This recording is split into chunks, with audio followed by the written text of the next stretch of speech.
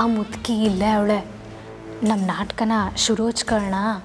ಲೇ ಪೆದ್ದಿ, ಈ ಮುದುಕಿ ಮುಂದೆ ನಾಟಕ ಮಾಡಿ ಏನೇ ಪ್ರಯೋಜನ ಬಂತು? ನಾನು ಹೇಳೋವರೆಗೂ ಸ್ವಲ್ಪ ತಡಿ.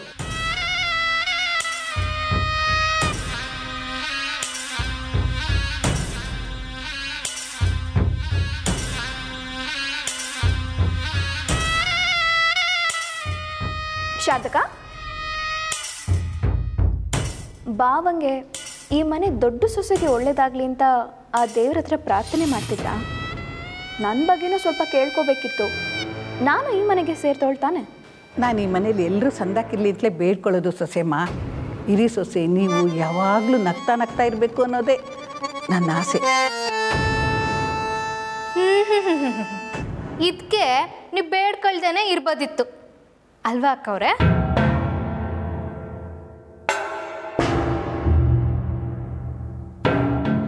ಬಾವಾ,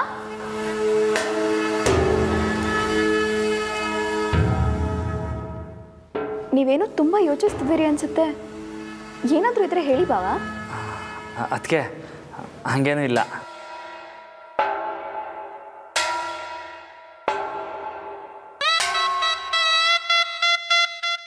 ಅತ್ತಿಗೆಗೆ ಡೈರಿ ಬಗ್ಗೆ ಹೇಳ್ಬಿಡ್ಲಾ?